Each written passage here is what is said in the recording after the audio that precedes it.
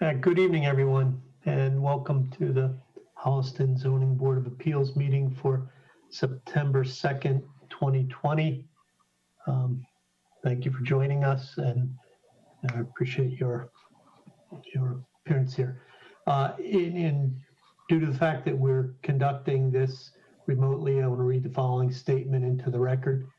Pursuant to the governor's orders suspending certain provisions of the open meeting law, MGL Chapter 30A, Paragraph 20, as well as the Select Board's emergency order dated March 16th, 2020.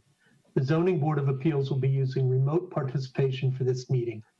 The audio of this meeting is being recorded and will be posted on the town's webpage within 24 hours in accordance with the governor's emergency action requirement of keeping the public informed of actions during this meeting. I would ask that all participants remotely attending this meeting please state your name for identification purposes each time you speak throughout the meeting. At this time, a roll call of attendance vote will be taken. John Love, present. Jay Peabody is absent. He told us he was going to be. Mark Bush. Present. Liz Denbitzer. I'm present, though if we're starting with the public hearing on the 40B, I've recused myself from this, so I'm going to mute and go off video until the matter is over. Okay, hang on just a second before we do, in case we've got anything administratively here. We have minutes from the last meeting, but we can wait till we have Jay. I guess we could pass those without Jay. We have a quorum here if you haven't heard anything. Does anybody have comments on the minutes or edits that you noted? They seem fine. Hold on, Mr. Chairman. I did not get a chance to read about halfway through. Okay.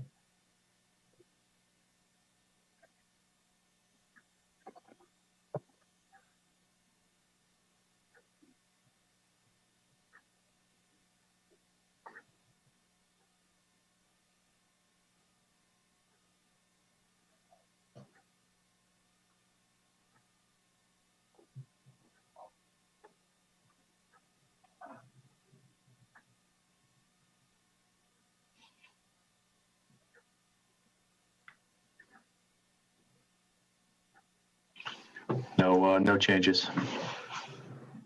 Okay, I also didn't. So that being the case, if someone can make a motion to accept the minutes, we can do that. Make a motion to accept the meeting minutes of August 26th. I'll second it. Moved and seconded. Any further discussion? None. Okay. We'll vote. John, aye. Mark? Aye. Liz? Aye. And Jay absent. So the motion carries. I don't have, hang on a second, I don't have the agenda pulled up. I can't recall if we have anything else. Just deliberations of the draft decisions from last week. Okay, and I was going to, we had suggested we'd talk about that, that given that we have the consultants and townspeople on interested in the 40B, I'm going to suggest we postpone the deliberation till after the 40B hearing so that we don't hold everybody else up, and then we can resume that. I'm sorry, John, did you read the statement at the beginning? Did I miss that? Yep. Yeah, he read it. Okay. And just, I guess for the record, so that everybody that's here is aware, Jay Peabody was unable to attend tonight's meeting. However, he intends to watch the video and therefore be subject to all of the evidence and testimony that comes through tonight and is, which will enable him through the town's acceptance of the Bowen Rule to continue to participate in this hearing.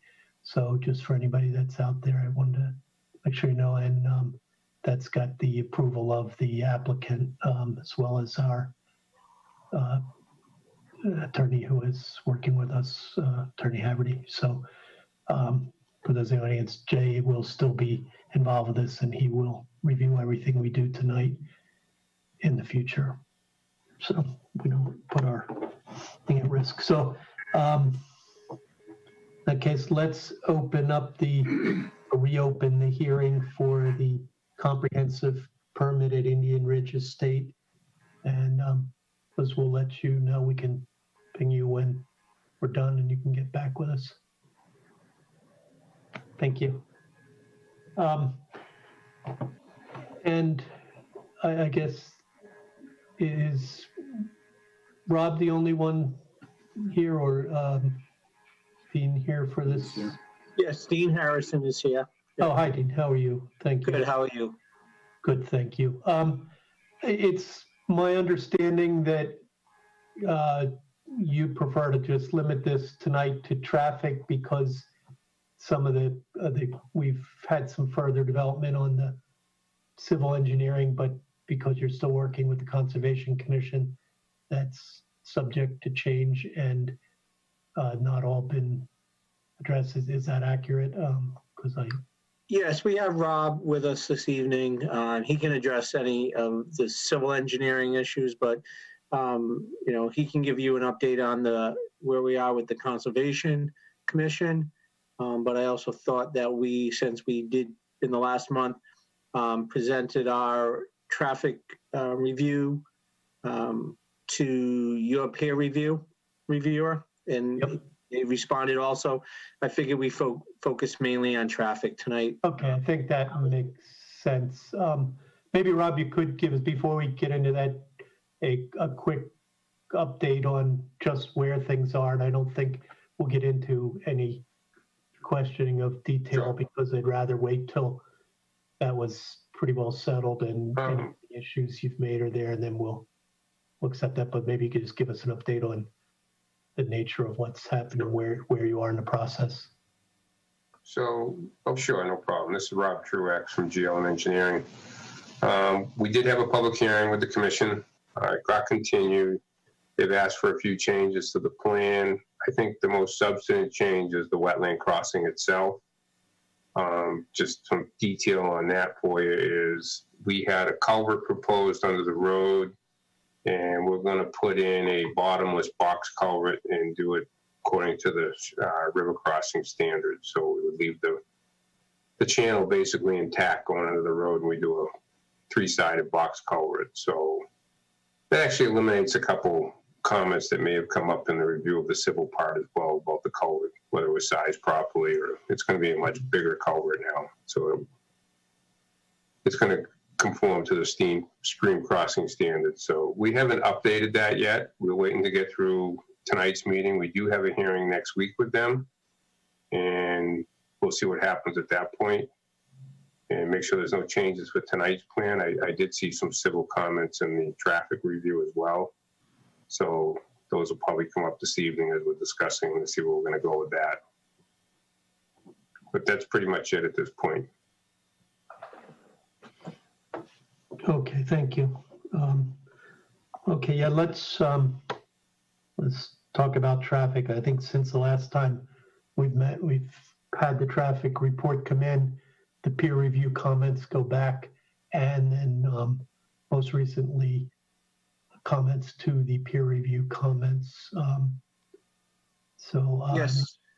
Sure, If the chairman doesn't, yes, if the chairman doesn't mind, I'd like to introduce Green International. They prepared the report for us, so I'd like them to give a brief summary of their report. And then if the board would like, we can hear from your peer reviewer, and then we can talk about the responses to his concerns and questions. Terrific, thank you. Okay. Good evening, everyone. My name is Corinne Tobias. I prepared the traffic study for this project with Green International, and I'm just... Excuse me just a second, Karen, before we get going. Before jumping directly into the return comments, could you sort of, I think nobody who's been at these meetings has actually seen anything on the traffic. So would you mind sort of summarizing your original report and then? Absolutely. And I've actually prepared a very brief PowerPoint presentation just to kind of go over some of the highlights from the study. So it's not too long, but it'll hopefully help orient everyone. So with that, if it's okay with you, I'll just share my screen. Please. Thank you very much.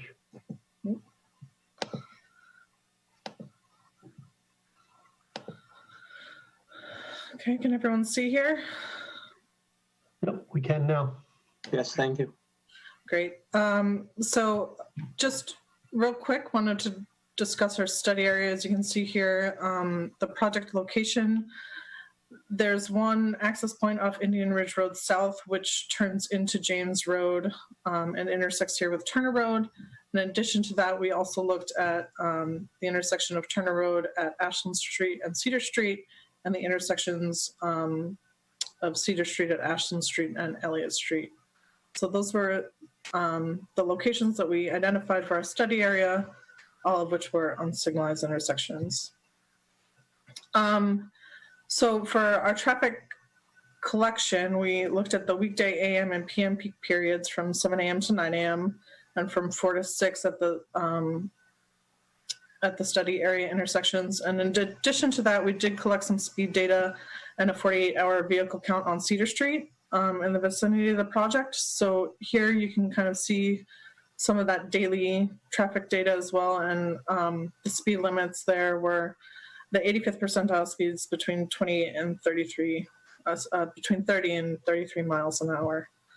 Finally, we looked at the trip distribution. And for the trip distribution, we did kind of a combined approach where we looked at both the existing traffic volumes and also the census data to see where people were working and sort of the journey to work data, since this is a primarily residential development and there are some retail uses on the adjacent in the study area that may have impacted the existing volumes.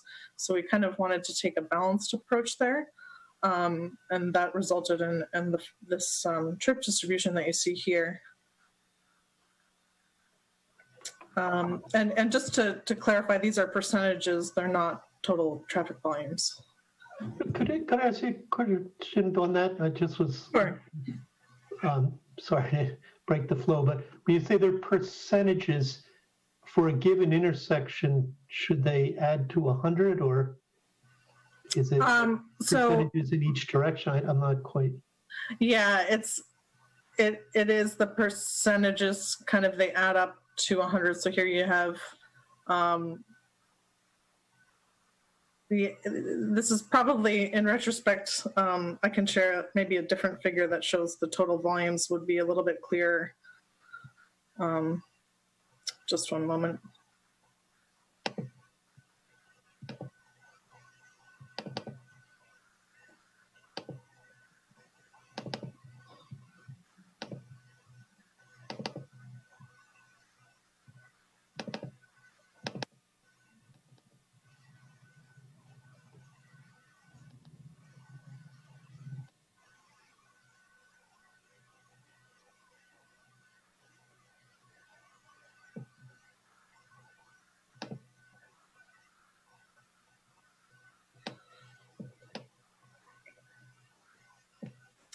And actually, I can't find that right now, but yes, they essentially, yes.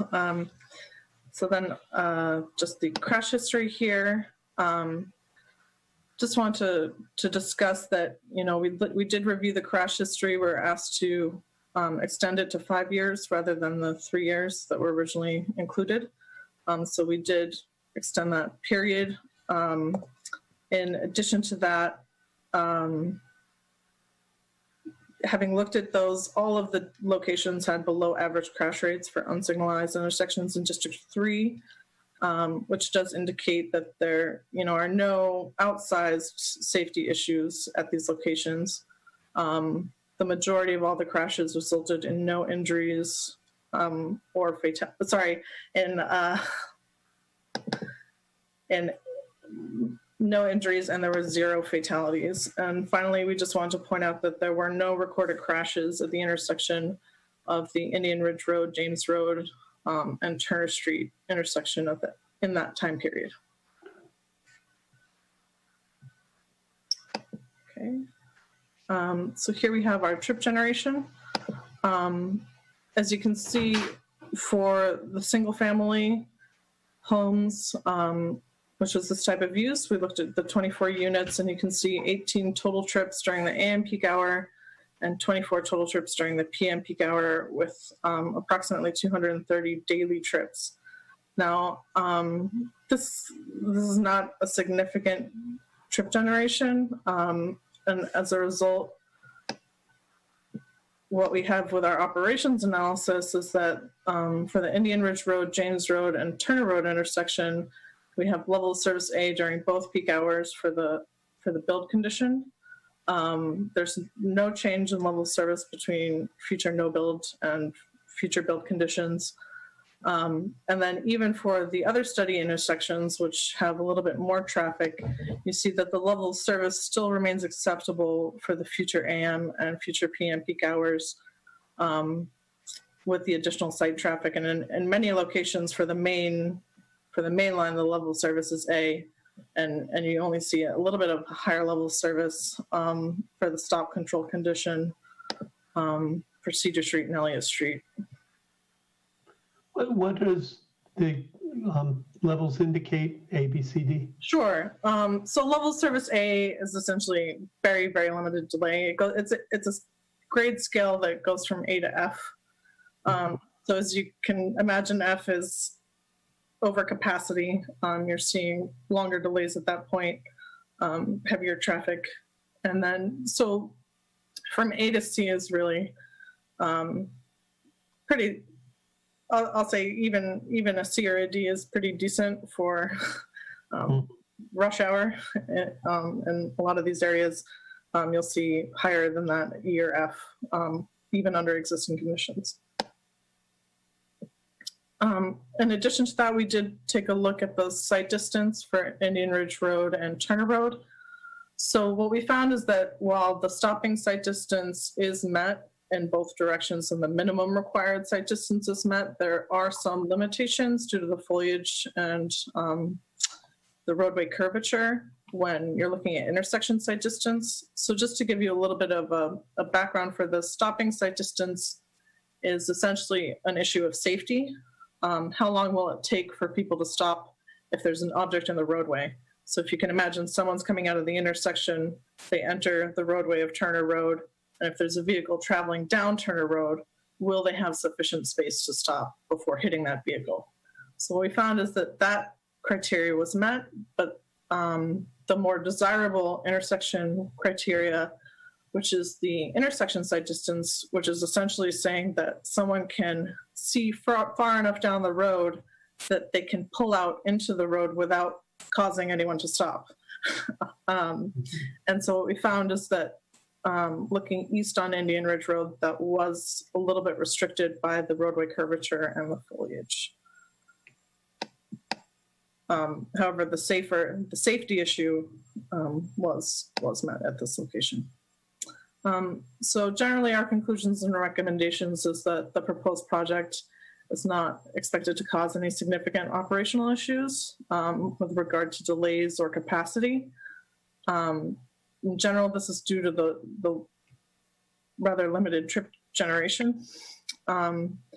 So the safe stopping distance at the proposed site drive intersection is satisfied, but we do suggest that any proposed landscaping should be low and should not create any additional site distance constraints at the proposed site drives. And also we do recommend striping the approach of James Road to Turner Road for appropriate pavement markings and associated stop bars. And that is just to kind of highlight the stop control there. I know there are some concerns with the neighborhood at this location. So we wanted to really get vehicles to be more aware of the stop sign, which can be somewhat, I guess, kind of fade into the background easily with all the trees and foliage in that area. And then finally, based on some comments that we received regarding traffic calming and additional concerns posed by the neighborhood, and this actually was not in our original response, but having taken another look at it, we do concur that some additional signage could be posted along Turner Road for the approach of the intersection, indicating the no parking condition and the speed limit. Since there were some issues with parking along this area, we don't want anyone parking there, which would further reduce any site distance considerations. And in addition, the posted speed limit to remind vehicles to kind of slow down as they approach the intersection. So that's it. Regarding the peer review and our responses, I do kind of want to address one of the sort of elephants in the room is the COVID situation with the traffic counts.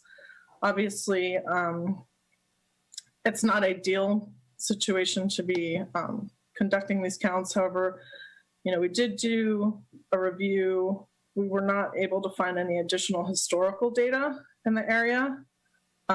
So we felt it was best to go forward with what we could do, which was conduct new traffic counts at this location. Having said that, we really want to reiterate that the trip generation for this site is pretty limited, and even relative to the existing traffic, it's not a significant increase, even considering that the existing traffic may have been somewhat reduced due to the COVID conditions. So given that, if there's a higher existing trips in the future, these impacts will still then even be further reduced because they won't result in quite as much of a percentage increase in traffic on the roadway. So we do understand that there were, it's not an ideal situation with the existing traffic counts, but we wanted to kind of provide the best analysis possible that we were able to do under these conditions. Is it possible? Yeah, that was probably my own biggest concern, not biggest, but a big concern because it's been brought up and it's a clear one that traffic is, we've all experienced it, has been limited by this. Would it be possible to, granted that doesn't impact the incremental traffic because you're basing that on statistical work that isn't impacted by COVID, but the traffic counts for the existing more than likely were. Could you tell us how close you were to the absolutely. degradation of, is it, if those were doubled, would we have problems? Or, I think that's probably right. They have to make their own. And I think what you can kind of see here from the level of service analysis, this is really a good condition. Mm-hmm. So even in the event that existing volumes were significantly higher, you're not going to see, level of service F or level of service E here. It's really, you may go from an A to a B, but essentially what it's saying, and also I do want to point out that we did our count in July, which was kind of a little bit after things had sort of, after some restrictions had been eased. Mm-hmm. So that was, we did kind of wait a little bit longer in order to try to get somewhat more of a normal condition there. But I'll say just in general, these volumes suggest that traffic could increase significantly without really impacting level of service or operation significantly. Yeah, it looks like Cedar and Elliott is where it's There, yeah, that's, really busy all by itself. Yeah. yeah. But that's kind of the one location where there was a little bit more delay. However, kind of at that point, you know, there's fewer site trips as well, so the impact there is a little bit more limited relative to the intersections that are closer to the site. So Corinne, could that intersection have a higher level of service normally than what you experienced in July? Could that be already a level of service B or C or D? So the main approach, the free approach on Elliott Street is A, and that'll stay A because it's an unsignalized intersection. So there's no delay there really if you think about its free flow condition. Mhm.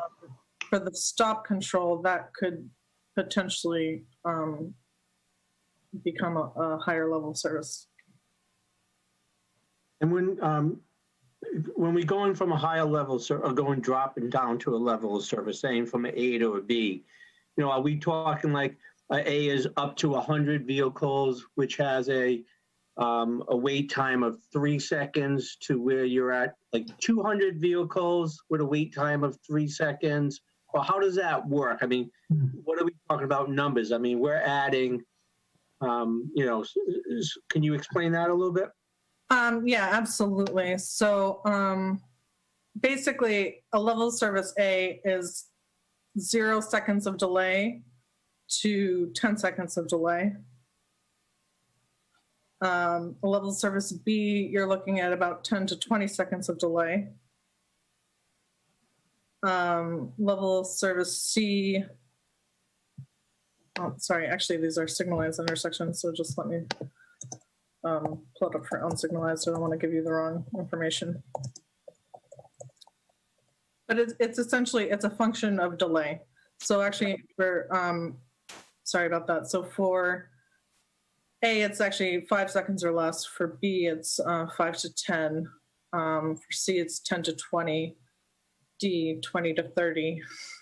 E is 30 to 45 seconds of delay. And F is essentially, I think, over 45 seconds of delay for an unsignalized intersection. So it's hard really to put a number onto, like a number of additional cars onto that. So if we're thinking about additional cars though, just one moment. It's worth mentioning that even our existing count for Elliott Street and Cedar Street, we have, even given the COVID conditions, we have over, you know, well over 500 vehicles there an hour in both the AM and PM. And our total trips that we're adding to the whole site during the AM and PM is less than, 1 second. Is, you know, less than 25. Mhm. So we're adding 20, if for just discussion purpose, there's 500, the count's 500 now. So we're adding 24 to that 500. But not even that many, if you think about it, because they're not all going to be going through that intersection. Okay, and I think that's where I was looking. And if because of COVID, your count is understated and it's really 600 or 800 or something, still the number that you're incrementing it is the same. Right? Correct. Something less than 24. I don't remember from looking at the other, but Yeah. okay. I think that gives us some perspective on where it is. I guess, I suppose it doesn't really tell us much, but at what level that particular intersection, which seems to be the one that's at real risk, what the count is that it goes to the next level down, be interesting to know. Because my guess is recognizing that intersection, we've already seen it at times. Yeah, if it's helpful, we can kind of do a stress test. But I'm not sure Okay. provide much additional Yeah, information. I'm not sure. I think it just gave us some perspective on where it is and where the potential problems are. Okay. No, I think from what I've seen, my own take on this is that our concern traffic-wise is probably more local, how it's handled through the neighborhood, that it's going through to get, what was formerly a cul-de-sac now becoming a through street, that's handled properly, because it doesn't sound like you're having any significant impact on those intersections down the road, but it will be different. Okay, thank you. Karen, maybe if you could address then, I know you did it in your letter, but talk us through the response to the peer review comments. Sure. So the first comment was just a question of who prepared the document. And so it was prepared under the oversight of a professional engineer, which is myself. And I provided those criteria in the letter as well. So then we were asked to expand to include additional intersections. So we, within kind of our crash record and analysis, so we have included Cedar Street and Turner Street and Ashland Street at Turner Road. Then in addition was the comment about historical traffic data, if it was available to adjust our counts, which we kind of just discussed, where we did look into that and we weren't able to find any historical traffic data for this location, or kind of even near. And so as a result, we felt the best way to go forward was to conduct the new counts as late as possible after things started to reopen, and hope that would provide the sort of the best basis that we could provide at this time. There was a comment that the counts were performed during the week of July 4th. We just, July 4th was on a Saturday this year, and the turning movement counts were collected on Wednesday and Thursday. And since, school was not in session at this time, we felt it's pretty unlikely that the volumes were affected by the holiday. It was a sort of strange holiday condition as well, with people not having the same holiday travel as expected.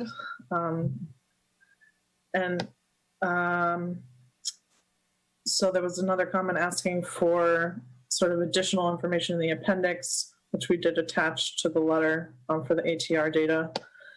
And then there was a request that a 48-hour ATR be performed on Turner Road. We performed the ATR on Cedar Street. In retrospect, we could have looked at Turner Road as well. That was something we couldn't turn around in time for this meeting or this response, but we do feel that, Cedar Street in general has kind of less roadway curvature compared to Turner Road. And so when you're looking at speed data, if anything, it's probably a little bit conservative, but we also looked at the statutory speed data for Turner Road when looking at our site distance as well. And then there was another comment which asked us to expand our crash record analysis. So we have done that and attached that as well to our letter to include a longer period from 2013 through 2017. Then the next comment was that we should confirm that there were no roadway improvements by others that were planned to occur.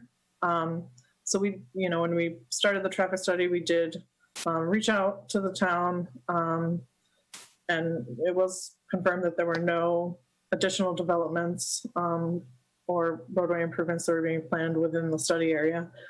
There are some a little further away for roadway improvements, but they didn't impact us.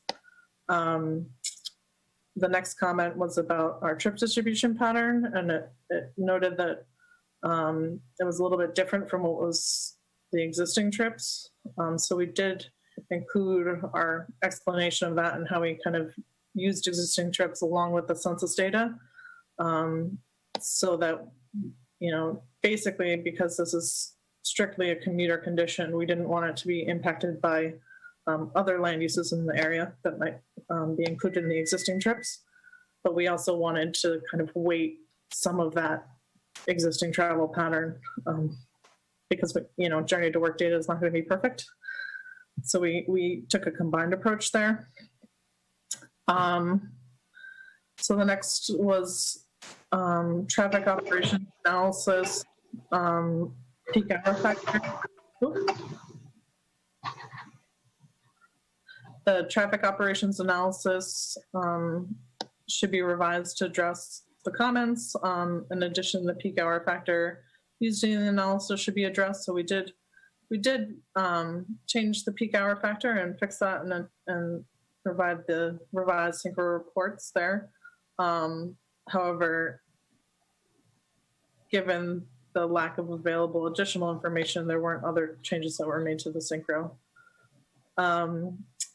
So then there was a comment that the location of the site distance measurements should be clarified, as access to the project is proposed as an extension of Indian Ridge Road South and will not create an intersection. So I think that was kind of thinking that where the site driveway comes onto Indian Ridge Road South, but actually what we were calling the site driveway location for the purpose of site distance was really the intersection of Indian Ridge Road and Turner Road or James Road and Turner Road.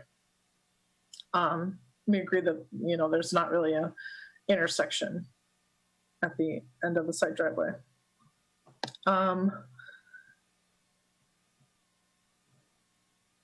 So that was clarified.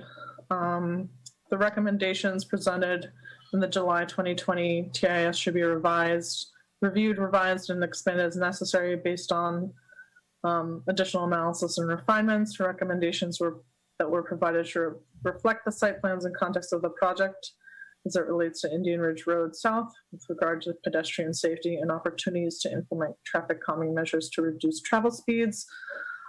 So we were proposing the additional striping and some of the clearing. However, there's no existing pedestrian accommodations to tie into. And as a result, sort of more formal pedestrian facilities wouldn't really allow for any safe passage into the neighborhood. And also would really change, I think, kind of the nature of the neighborhood to some extent. So given the relatively low trip generation and no significant crash history, we felt like there were no major impacts. However, that was the one where I said, in my additional follow-up recommendations that considering those comments, we do also recommend some signage regarding the no parking condition and posted speed limit for that intersection. And that's it for the comments. All right, thank you. I wonder if you could clarify something when you talk about the stopping distance at Indian Ridge Road South and the project, where the new drive comes in and meets the end of the existing Indian Ridge Road.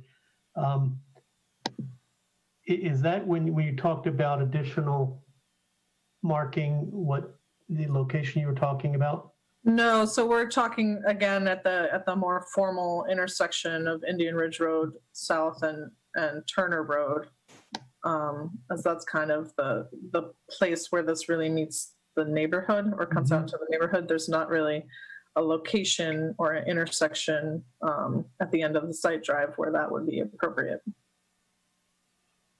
No, I think what it, I guess, had come up as some concern there wasn't so much that it's an intersection, but you had a pretty significant grade coming down and sort of leveling there, and concern about speed coming down the hill. And so are there any traffic control devices or markings anticipated at that point, at the end of the project drive?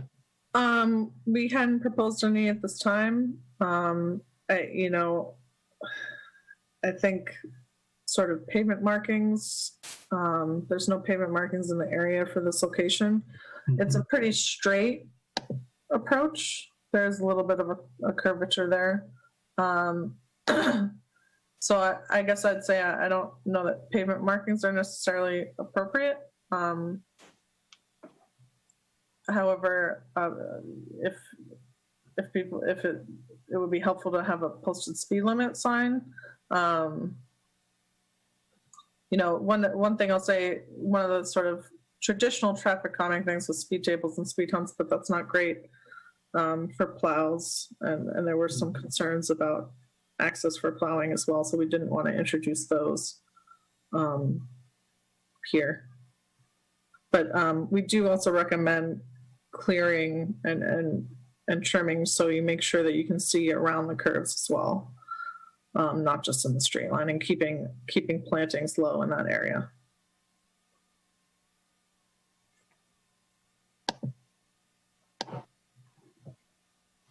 Okay. Mark, do you have any additional questions on the traffic report? No, I don't. Okay, so at this time, let me try and remind people how to do this as soon as I remind myself. If you would like to be recognized, in just a second, we'll give everybody the opportunity to ask questions.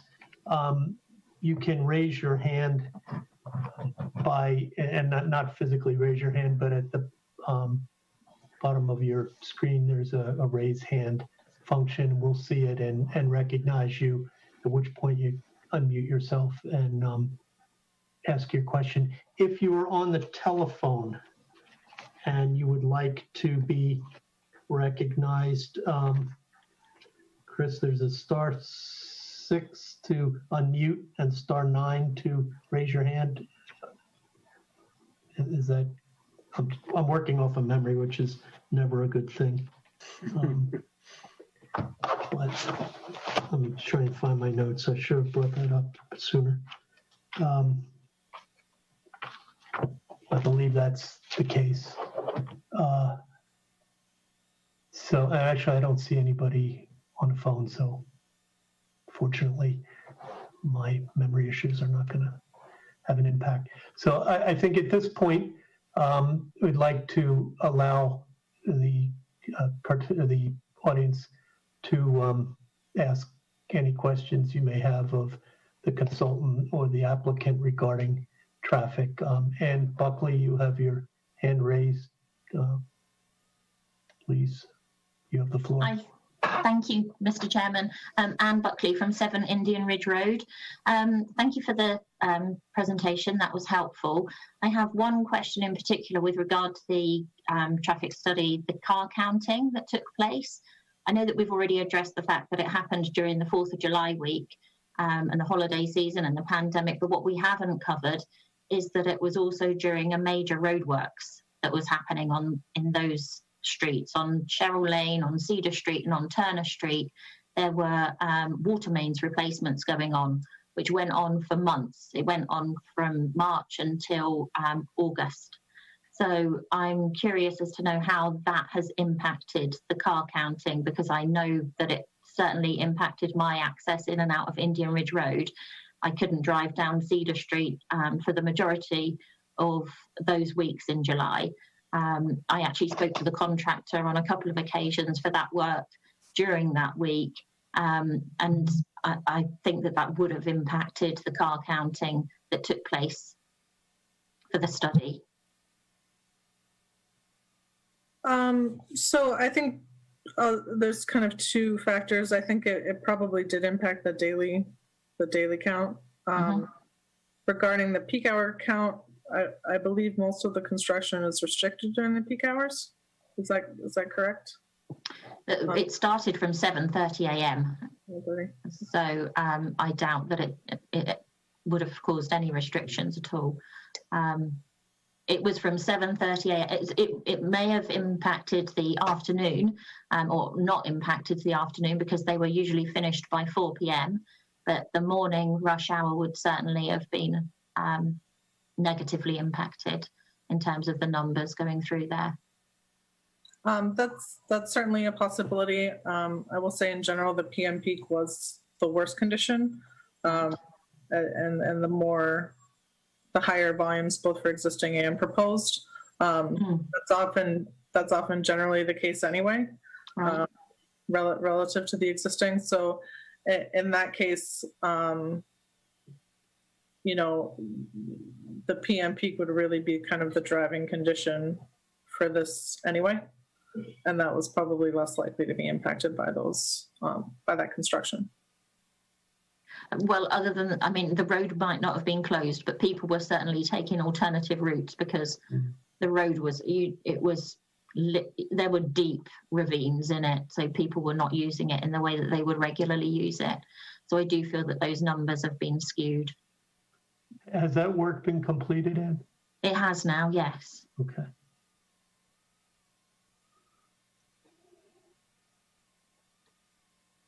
So is there any opportunity to revisit that? Will the car counting be repeated at any point to get at least to get a consensus on it?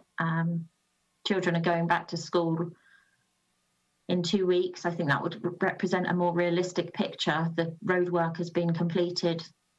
We're going to have a more realistic representation of the new normal if we were to repeat that car counting at least. I can say there certainly hasn't been a discussion at this point about redoing the traffic counts. I think that would require a further discussion. In terms of the impact of this project, though, in some ways, yeah, and I like to add to that also is that, you know, if our overall impact of vehicles in and out was higher than what is being shown, or if it was a 200 single family homes, I think it'd be more of a concern. Given that we are, morning peak 18, even peak 24, those roadways right now are operating at a level A. So even if, as she mentioned earlier, we added additional, vehicles going up and down the road in that area, we're not going to be changing the level of service at those intersections.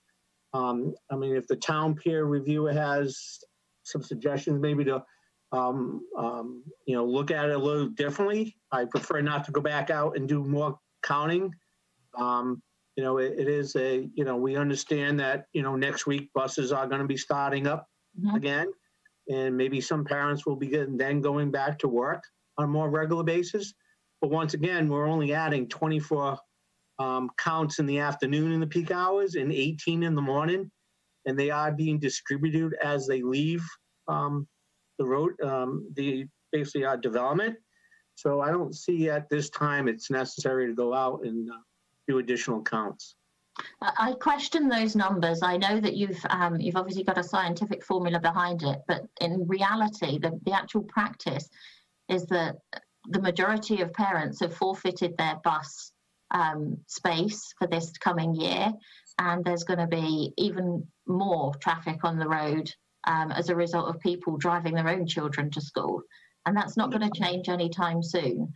No, understood, but we're also, this isn't a projection over 1 year. I mean, I realize that.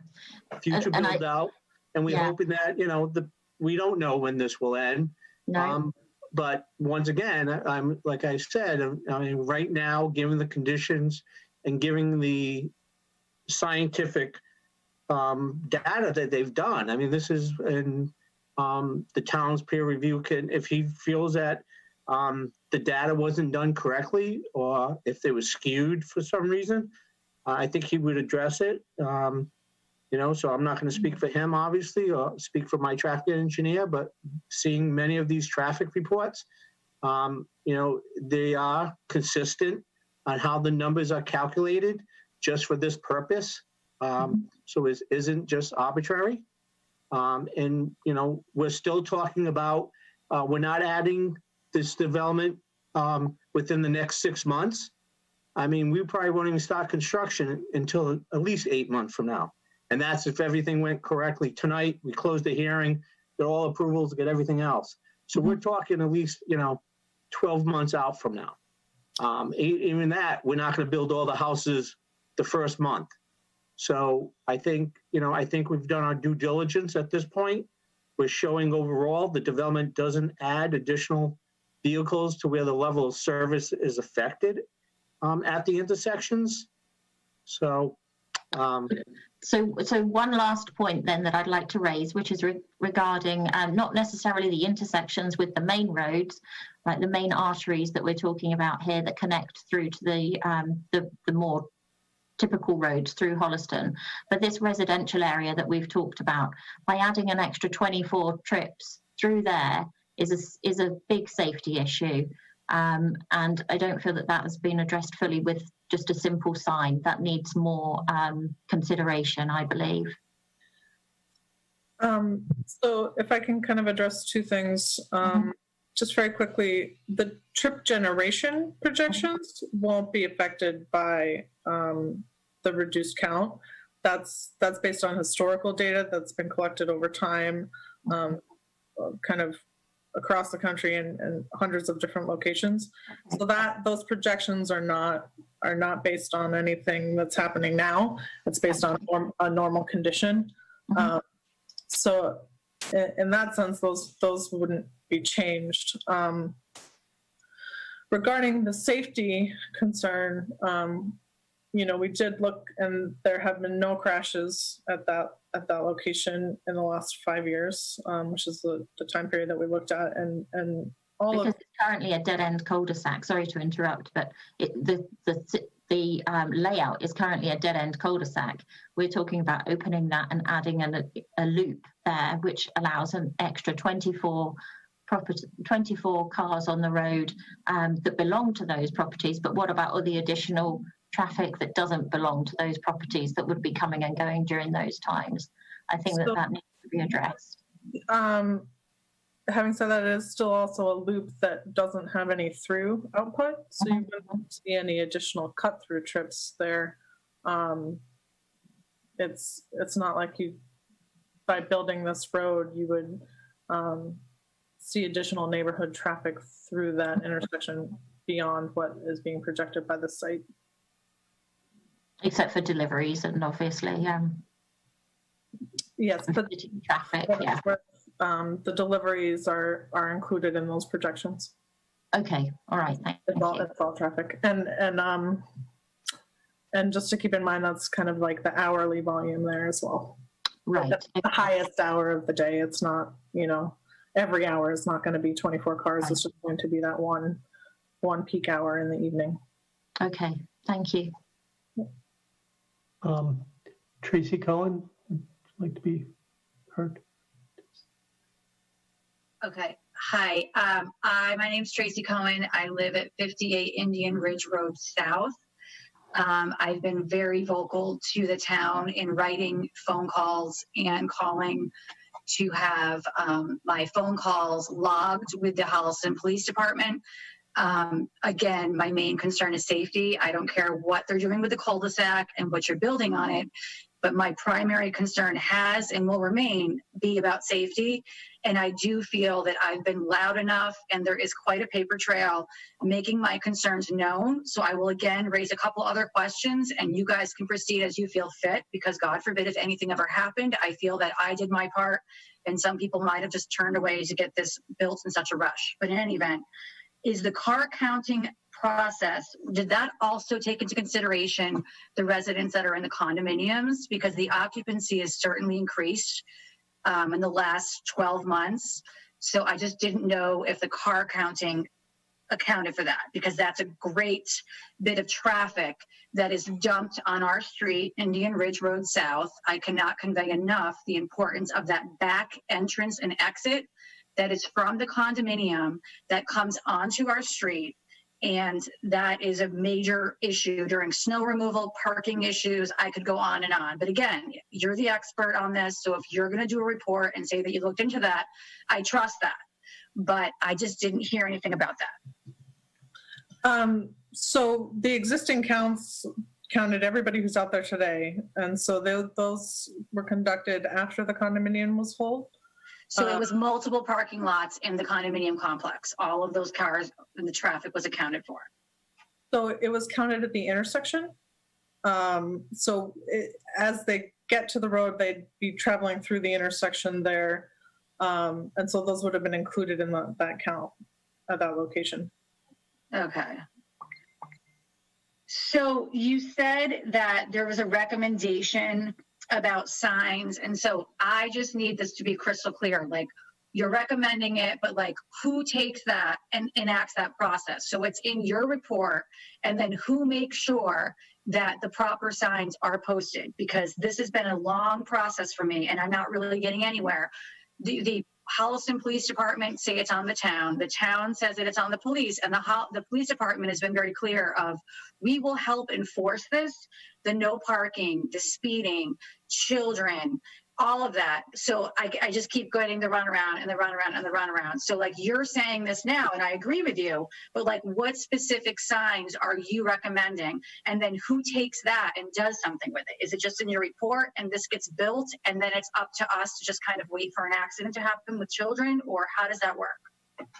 On the permitting process itself, if the town puts it as a condition of the permit, the comprehensive permit, if they make it a condition that these signs have to be installed, at the start of construction, by the completion of the construction, or prior to get any occupancy, it's then up to the developer to make sure those are installed. And the town can, if they don't install them, they can stop the construction, or they can stop the certificate of occupancy. The permit the way the permits are typically drafted, they're drafted with conditions, and those are the conditions that the applicant must live with. And so if the board says we want a stop sign every 10 feet, for example, along the road, prior to you getting a building occupancy permit, they're going to show those installed. So it's really up to the town, the zoning board of appeals, to make sure a condition is set that would have the applicant or the developer required to do that as part of his construction. But how do we, as the residents that are concerned for our safety, know that these signs are specifically set? It's more than one sign. It's not just trying to appease me, who won't shut up about this. And then also to make sure that they're doing their part. Like, once it is in writing, like, I just sit here and wait for a sign. Like, it's like, once it's all said and done, like, how can we ensure that this is actually carried through? Well, from a town. You mean that it's enforced, or? Yeah, like, it even happens. Like, it's like, it could be something that's vaguely put in writing for the builder or the developer, but then it's like, oh, it's on the again, you're chasing who's in charge. Well, okay, I can give you some insight into that. I mean, the stuff, the traffic control measures that we agree and conflict on will show in their plans, which will be part of any permit that's granted, will reference specifically the plan. So everything on those, ultimately, they are required to create. That's the buildings, the roads, the utilities, the foliage, whatever is in that set of plans. And the building inspector is the enforcement officer who, just like when you build your home or something like that he makes sure that you build it to the plans and will not issue the certificate of occupancy until he's satisfied that they have met all of those conditions. For conditions that are off, that are not in their own plans, but that we as a board, taking the recommendations from these hearings, from the other boards and agencies in town that have jurisdiction, when we create this list, any permit that we grant, will typically come with a rather long list of conditions that the developer is required to meet. And it could be something like we've said, installing signs at various locations or that kind of thing. Again, the fact that it happens per the thing will be under the building inspector's jurisdiction. Now, once they're in, ensuring that people are adhering to them, like if there's no parking done and signs posted, then it does become the police. Right, which is great because I feel confident in their ability to do that. And multiple people have said that to me. We will help do it. Call us every time, but there's nothing they can do until somebody. Right, if there's no rule or there's no,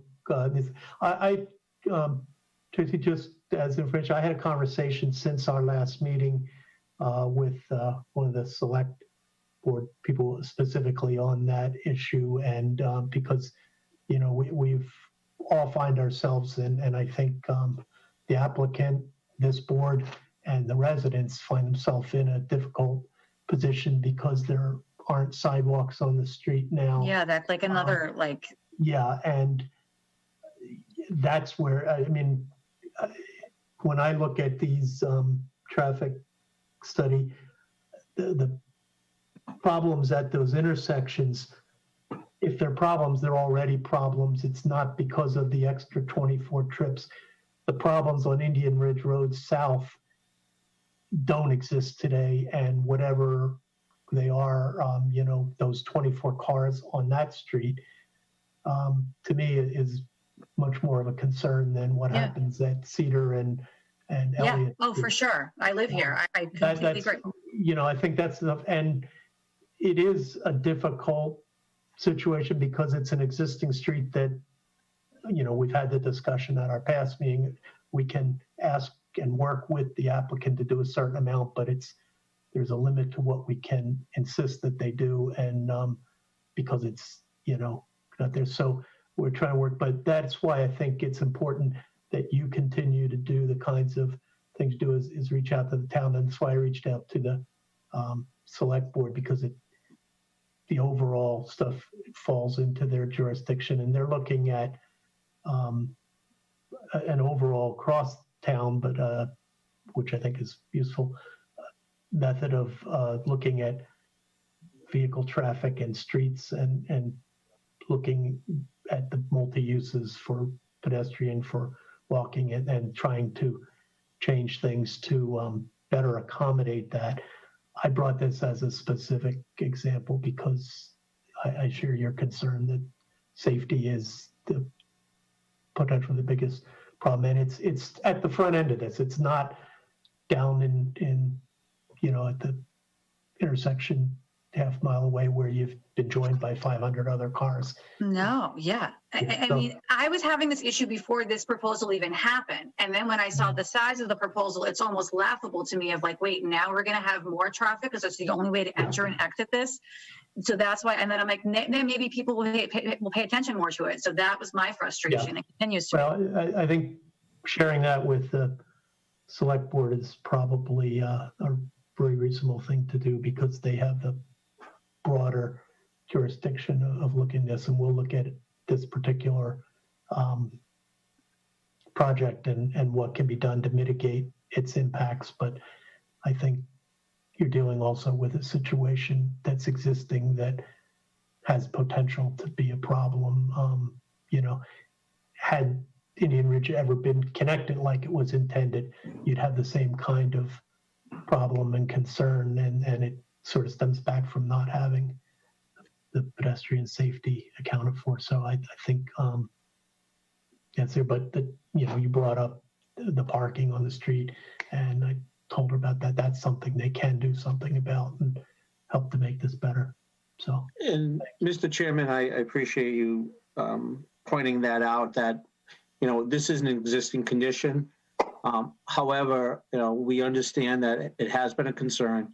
And that we're willing to make a contribution of some sort, not to help offset future improvements.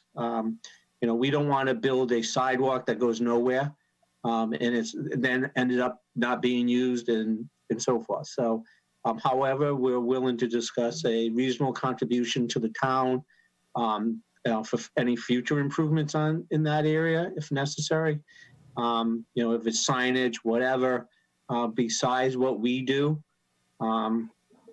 So I just want to offer that to the board as we go through the hearing. Thank you, sir. In that vein, maybe I could ask for a follow-up from your traffic consultant, because I agree with Ann and Tracy both said they're the experts, and we know the issues and the impacts, but don't necessarily know all the solutions. Could we ask you to just take a look specifically at the impact through Indian Ridge to the end of that first intersection, and give us any, without regard to where the project ends and there, what might be the laundry list of things that you would recommend as a traffic engineer? If you wouldn't mind them spending a little bit of time doing that, I think that might be something that we could then, in your offer of working something, we'd have an overall plan, and we can push our colleagues in the town to look at the same thing. But none of us here are experts at that, with the one exception. You mean look at like a possible sidewalk plan or some other talk? Yeah, I think whether it be sidewalk, or a combination of things that I think you've certainly listened to this through the hearings. What the real concern is that you've got a residential neighborhood that's now going to have more through traffic, just because it's now a longer, essentially, street with 24 more or 20 more homes on it, and on a street that was not necessarily designed because of what's through it. What kinds of things whether it be, we've talked about parking on the street, prohibiting parking, and enforcing that. Sidewalks, I don't know whether there are any speed control. There's not. Yeah, no, there aren't, but whether something like that might be effective, and what if you would share that, I think that might give us a start to come up with a common thing. And I think there's 13 children on this little thing right now, plus directly across the street from me is the individual retirement home, which is constant traffic of the daily dialysis vans, which go back and forth, and the nurses. There's private nurses there that are 24 hours a day. So they are coming and going. So when I'm walking my kids to the bus stop, that's what we constantly see in the morning. But one of the biggest issues down by, the intersection between Indian Ridge Road South and Turner Road is, one, the bus stop, but it's the backdrop of the condos, which there's a stop sign there right now, which no one adheres to. So the increased traffic of going in and out of that, which I think people just kind of forget about when they're coming on the street, because you don't even see it coming. And then we have the whole parking issue of that stop sign through to the end of the first stop sign to the end of the road where the bus stop is just service vehicles, unauthorized. So especially in the winter, if you did your traffic study in the winter, it would look a lot different, because our street becomes a one-way street because the unauthorized parking is so severe. Snow plows can't get through. We all have to wait on each other. We wave to each other. We all kind of complain and vent to each other. And that's a real problem. And this is all before this new establishment comes in with all of their cars. And can, Ms. Cohen, can you explain on the parking? I saw your pictures. I believe you sent the pictures. Yeah, that was one day. I was going to keep going, but I don't want to be that annoying. But basically, it's that, from what I understand, because I've been dealing with this for a while, the condominium complex has residents that reside there, and their jobs are commercial service vehicles. So what happens is that instead of bringing their car home at night and dropping off their truck and they just kind of come with their cars and they park them there. And the condominiums have said, well, they can't park on our lots. So that's why they all go there. So we have like 3 to 5 of them during the winter, much more. And they all just line up and I give them dirty looks. I'm too afraid to approach them, but they know they're not supposed to be there. And that is what is essentially makes that area so congested and convoluted, because basically they can't park in the condos. They can't park on any of those streets. And I don't know why, but they can't. And so the police department has been great at being like, I don't blame you, this is awful. But like, they can't do anything unless something is posted to enforce. And why won't the town put up a no parking sign? The town just says, yeah, let me get back to you on that. I mean, I can send you all the emails. I've talked to everyone. It's okay. I I'm just appreciate saying, it. like, it's like, I don't know. That's a very good question, but me, with my limited knowledge of this, realizes it is on the town because the police can't enforce anything that the town doesn't do. So Well, I'm people just asking that, excuse me, I'm just asking just so I don't want to have our traffic engineer look at some possible things if you were told by per whatever ordinance a no parking sign could go there.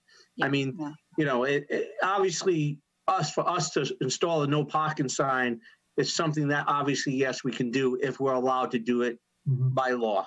Yeah, I've heard that that's the way I should, that would be the like fix from the town, but not, and then I'm like, what's the process? And I don't get like anything clear on that.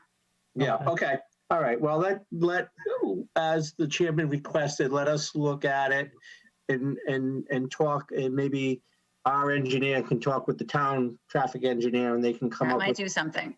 some possible solutions that obviously are fair to us, fair to you all, and so forth. Okay. Okay, thank you. Okay.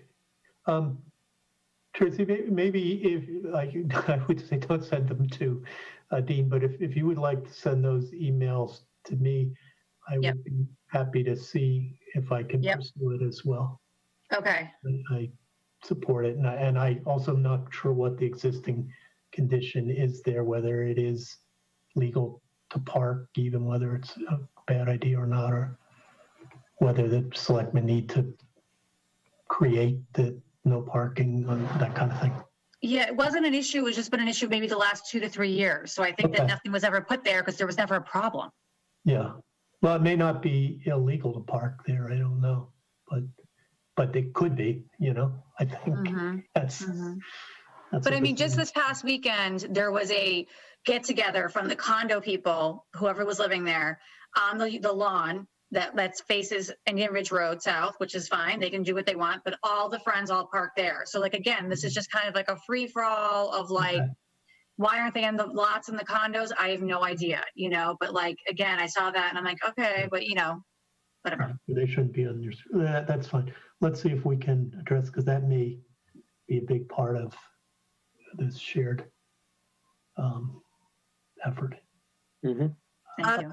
That, you know, regarding parking restrictions, certainly in the vicinity of an intersection, you can limit parking there. And we would just have to go through with the town to make sure that, like, as was mentioned previously, it's legal to limit it. Yeah, I don't know if they need to perhaps do anything, but we can pursue that. And presuming that's one, and I think, I'm not asking you to engineer anything, but make some recommendations using your knowledge and holistically that perhaps as a team we could make progress on. I mean, it's intended to be a two-way street, so it just has to like continue to be a two-way street, especially before this comes in. It has to just be a two-way street. I mean, it just has to be. Terrific. Oops, I was looking at the participants. Are there further questions from those in the audience?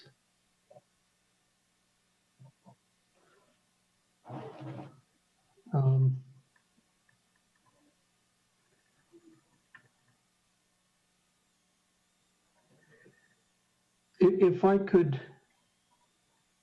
ask one other thing, I think relative to getting back to the accuracy of the counts based on the COVID, the timing, and the water main work on the street, and so they thought that they may be low. I recognize that doesn't, if anything, that further mitigates the impact of this project on it. But would it be possible to just take your numbers and increase them by 10%, 20%, a few increments, and let us know what that service level would then be? Is that a difficult exercise? So I do want to say we kind of do that already a little bit when we go into our future projections. We apply a background growth, assuming sort of an annual background growth. I'd have to. I'm not sure. It may not be 10% kind of over that time period, but there is some increase there between existing and no build. So by the time we add our project trips, we've already increased what's there from existing to some extent. So there is some of that you can sort of see between the existing and no build, then what that incremental increase might look like. Mm-hmm. As far as if we are, there seems to be a sense from what all of us have experienced with traffic and the COVID situation, and particularly there at that case where there has been road work in addition to that, could we just attempt an adjustment, one shot, just to see what it does to all of those things? Because as I said before, I think the impact on those other intersections it's already there if it is, but it does seem like we're light. Maybe it doesn't gain us much, but I mean, we could do that. We could perform kind of a sensitivity analysis there. Kind of where I guess I'd ask for a little bit of guidance in terms of on what the percent. Well, that was my next question. Has the state put out any kind of guidelines relative to? So their guidelines are generally use historical traffic data where available. And we don't have that in this case. And they allow us to use older traffic data than they have previously, and provided some background growth that's associated with that. But beyond that, there's been no real evaluation of what COVID versus non-COVID is at this time. Mr. Chairman, would you mind if our traffic engineer, discuss this question with your traffic engineer, and maybe they can come up with a way to get to that point? Sure, they can, and I would pick, one, whether it's 20% or just and do a one shot, and say this is now what the conditions. Because I think that probably reflects reality, and I think it's going to limit the discussion on the numbers themselves, because the numbers that the project's generating are not really contestable. But I think the others are going to continue to be in the background if we don't say we've done something. And I just want to clarify, when you say one shot, you mean kind of just look at the build condition, not redo the no build and existing and all that, but just see what would a final condition look like if you're higher? Is that kind of what you're talking about? Yeah, I guess so. No, right. Because I think it's going to happen if either one, if the no build condition is going to have the same increase as the build condition, because you've already accounted for all the new trips. It's just the ones that we're missing. So either would be the build condition is probably the way to go. Mr. Chairman? Yes, Mr. Q. To the extent that it's helpful, I'm the town's traffic consultant. So I've been here silent. So I just want to offer to you that I'm here as a resource to you. I apologize. I didn't realize. No, that's okay. Should recognize your name. I read your report. So happy to answer any questions you have. You have my peer review report that's submitted. Yes, and they've, So I know you mentioned the same issue of the COVID and yeah, and I just want to, yeah, and I do want to take a step back. So I think I want to preface my comments with saying I do not dispute the relatively low volume of traffic that this project is going to generate. So I want to preface that. However, you know, my role as your review consultant is to first off make sure that what's submitted to you is compliant with industry standards as well as state standards, so that as you're looking at the relative impact of the project, that you know that at least it's been categorized correctly. So what I want to say to you with respect to the underlying traffic data that was used for this traffic study, I cannot certify to you comfortably that it meets industry standards or that it was done properly, even under the conditions that are here today. To the extent that you want to limit their analysis to just looking at the primary access to the project from Turner Street at Indian Road South, that's fine. What I want the board to understand is that there are proper protocols in place to adjust traffic volumes to account for the COVID declines. And that's what we've been doing because we're conducting traffic counts. We have to conduct traffic studies. There is an approved methodology to adjust the traffic volumes. My concern in the volumes that you're looking at is that the numbers are probably somewhere between 30 to 50% lower than pre-COVID conditions. So I'm happy if you want the applicant just to focus on the main access to the project site, but what I want you to understand is that there is an approved methodology and approach to adjust these traffic volumes. That was not undertaken. And so you're starting with underlying traffic volumes that could be lower by 30 to 50% of the volumes that would be there pre-COVID. So that kind of starts that was my initial comment, was basically, we need to redo this. Now, if you want to just have them focus on one intersection, which I don't dispute, you know, that's fine. But the underlying numbers are not correct. So I just want the board to understand. Thank you. Yeah, no, and I agree with you. I think that, and that's my concern, that I think the underlying numbers are understated for all the reasons that have been discussed, and I thank you for putting some kind of a quantity to it, because I didn't know.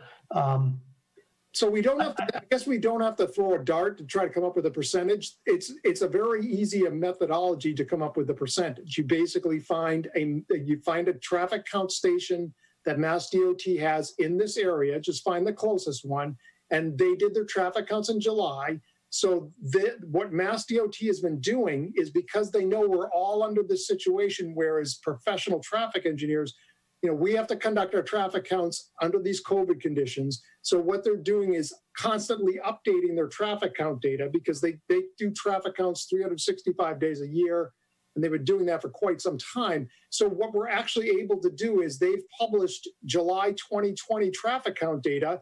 You can go back and look at July 2019 traffic count data. Since they collected their traffic counts in July of this year, you find the count data for the closest Mass DOT count station. You look at the July 2020 count data, you compare it to July 2019 traffic count data for the same location. That gives you your adjustment factor. You apply that adjustment factor to all of your traffic counts, and that gets you a pre-COVID estimation of what the traffic volumes are. Historically, based on all of the studies that we've done recently, that adjustment is somewhere between 30 to 50%. And so so we wouldn't be doing a kind of as I said, a shot in the dark. It's pretty right in terms of how you do that. And what we've said is the applicant really needs to go back and do that and then start again.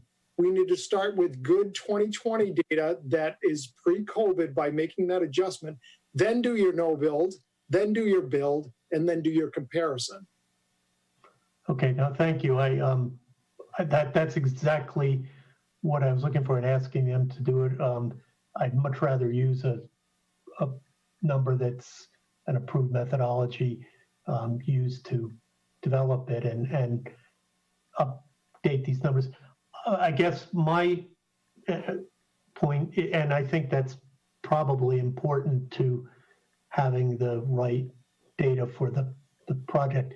I'm not sure that it's how pertinent it is to the project itself because of the relatively small generation, but I think it's important to have it as part of the overall piece. And that's kind of where I was focusing on the specific street, was not so much the counts there, but the mitigation of that from a safety perspective. So I mean, I'd like to pursue both, but yeah, if you can, that's exactly what I was asking. I just didn't know how you got to that comparison.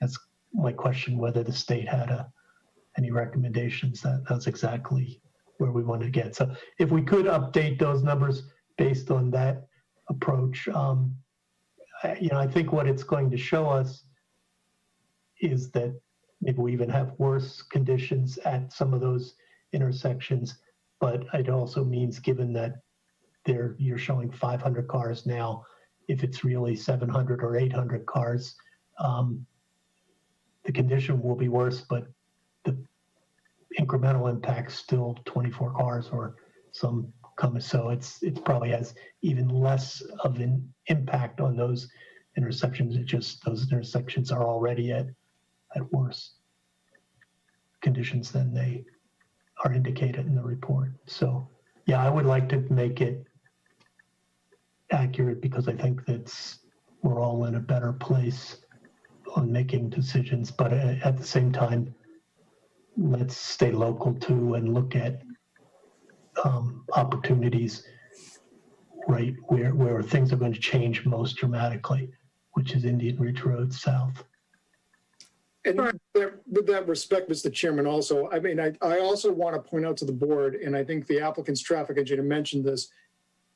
So relative to safety, which I think is the primary thing that everybody's concerned about, I'm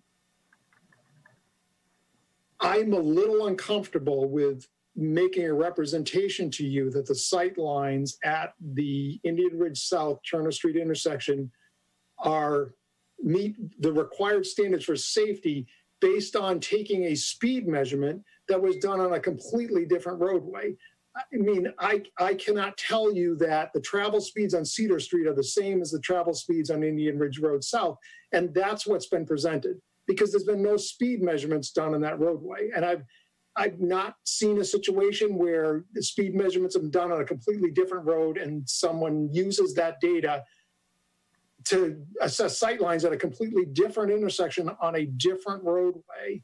And so I might be comfortable if the applicant suggested that the sightlines were going to be assessed based on the statutory or posted speed limit plus a factor above that, because we never design, if I don't have a speed measurement, I don't design for the posted speed, because we all know that most people drive within a 5 to 10 mile an hour pace of the posted speed limit. We don't, so if we don't have a speed measurement, the industry practice is that you're going to assess your sight lines at 5 to 10 miles an hour above the posted speed limit, to assume that that's going to capture a reasonable distribution of traffic around that posted speed limit. And so that was not done in this case. So, these are all outlined in my comment letter.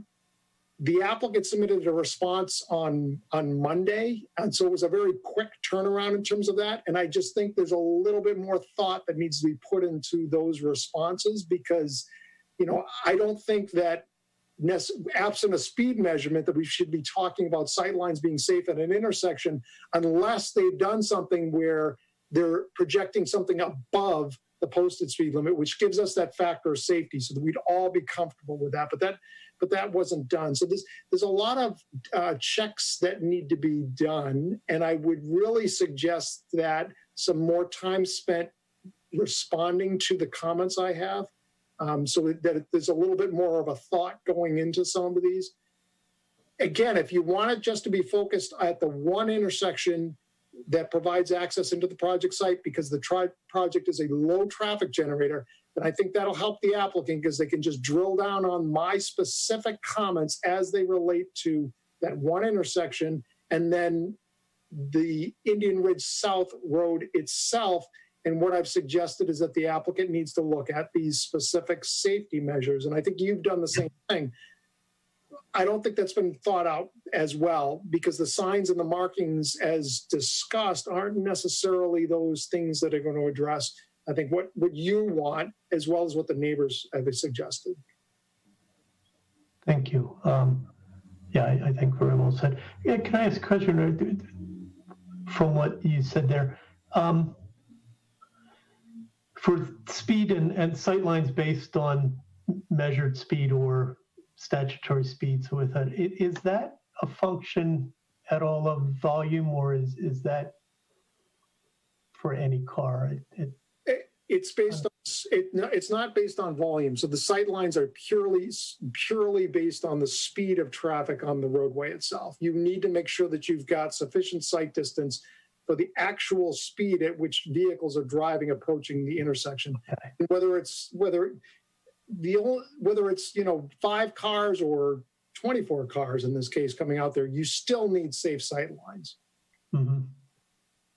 And just to be clear, though, that existing intersection now services residents that live there. So you're saying that sight distance may not be proper now. It's an existing condition for that existing road, which is James, right? We're talking James that goes into Turner. That's the intersection we're talking about, the sight distance, correct? Yeah, right. But I'm not saying it's deficient. All I'm saying to you is that your engineer, in terms of evaluating the sight distances there, they base the sight distances at that intersection, assuming that traffic drives on Turner Street at the same speed as they do on Cedar Street. And Understood. Yeah, and all I'm saying is there's no evidence presented that that's in fact the case.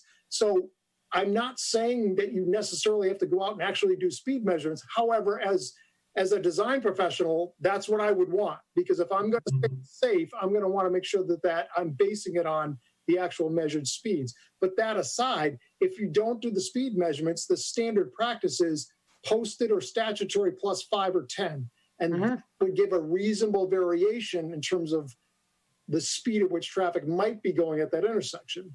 But I agree, and I hear you, and we definitely. But I just want to make sure that for everybody that's listening in, and make sure that we're talking about the existing intersection where James comes into Turner, not where our new development comes into the cul-de-sac now, or into South Indian Ridge South. That's correct, because that is, as you heard, based on my comment to your traffic engineer, is that it's not an intersection. So you're not going to do sight line. Arguably you could do stopping sight distance along the roadway, but you're not going to do your intersection sight distance. So you're really going to do your sight distances where Turner Street is and where your traffic is going to come down to that existing intersection. And, Well, Mr. Chairman, I think the bottom line is we don't want to add more traffic to an intersection that has a sight distance deficiency. If it has a sight distance deficiency, you want to correct it before you add more traffic to it. Understood, and I think given that we're still going to follow up at the next meeting regarding the site layout and so forth regarding with Concom and all that. That with it from now to the next meeting, we'll look at some of the suggestions we heard tonight, and we'll discuss it internally. And if we have any questions, Jim, and you wouldn't mind if our engineer reaches out to you up here. I would appreciate if you would, because I think you are the professionals and going to be able to address each other better than in the middle. Mr. One question on that. Is it more likely where speed, I certainly hear the applicants and agree with the idea that we're dealing, if we've got an existing problem, it would be good to know about it before we increase it. But would it potentially be exacerbated by the fact that the new traffic there has a little more headroom? They've been traveling on the road a longer distance than the current houses that have come out of the driveway, and are still getting up to speed. Are you likely to see an even higher speed there on average, or is it long enough that people are at their terminal speed no matter what, anyway? Well, I think there is when you're connecting up to an existing residential neighborhood, the street is relatively, it's relatively straight. There's not a whole heck of a lot of curves in it itself. So I guess when you kind of look at it, if you're at the back of the development, and you're trying to get out to Turner Street, presumably, you're traveling a longer distance there. I would like to think that they're not going to go speeding down that road, but certainly they've got a longer distance to travel. At the end of the day, if the project's approved, this is a neighborhood. It's going to be an expansion of an existing neighborhood. And so they're all going to be neighbors. And so I think it's more, I don't know that you would necessarily say that people are going to drive faster as residents from this proposed new neighborhood. But I do think that as you look at the design, and I think the site plan was done very well for the project, and that's why you see very few comments on the site plan itself that I had.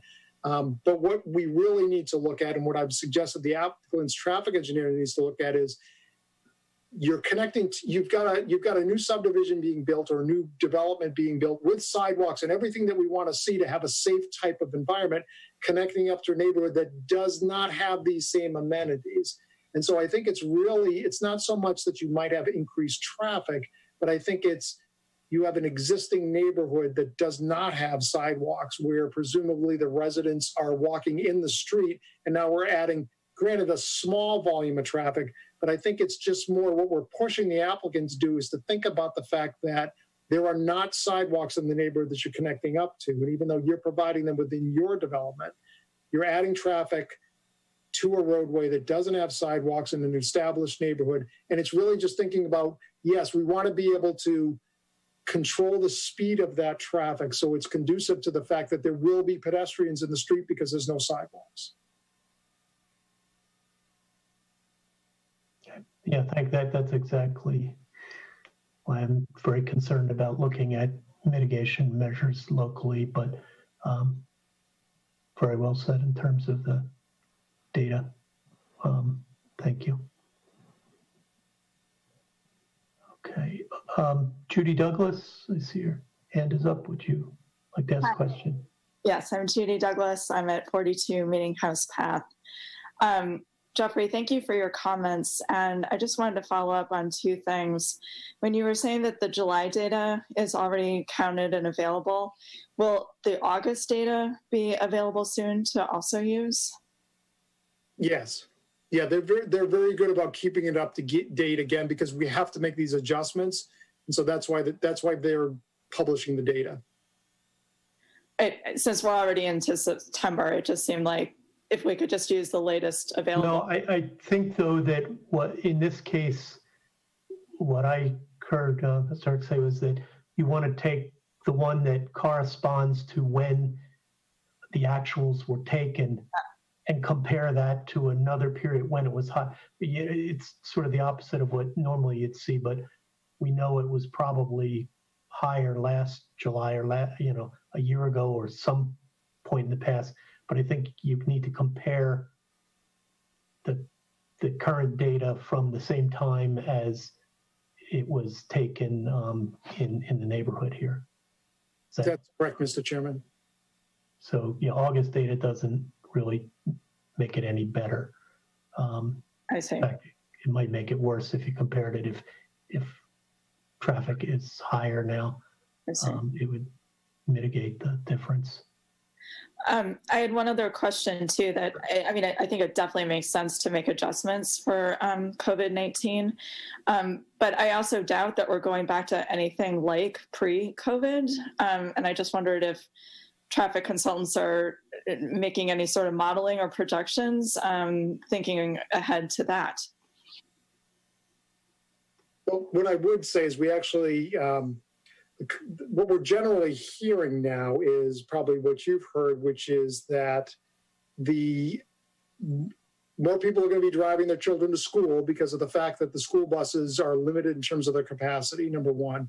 Number two, there's a general decline in the use of public transportation. And so the question is whether that's something that's going to continue. So when you look at those two factors, you know, is that offset by more people working at home, presumably going into the future? Potentially. But there's also this possibility that people are going to shy away from more of the public transportation type options. You will see more people driving to school. So there is also that school of thought that in and of itself, as we get back to some level of employment and people going to work, that may increase the traffic volumes. Great. Your crystal ball works about as well as the economists and the all the rest of us are trying to figure out what the new world's going to look like. Yeah, it's interesting to hear. So, thank you. Are there any further questions regarding this?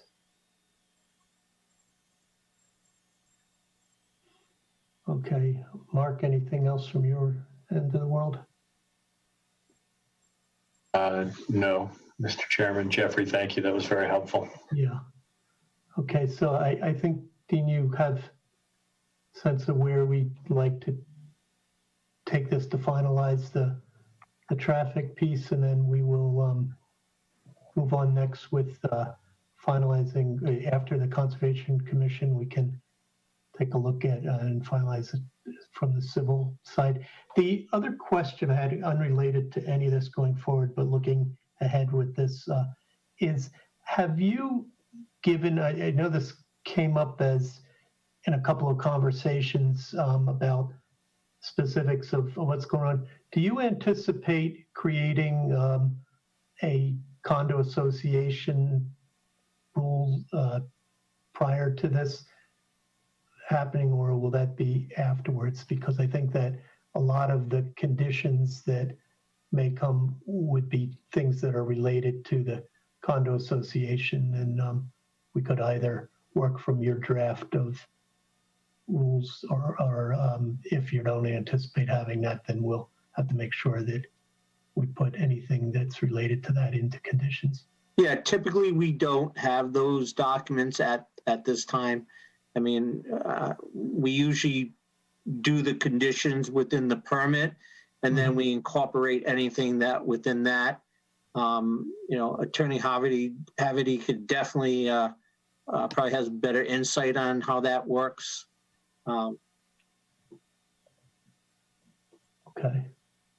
Mr. Chairman, would you chime in? Sure, go right ahead.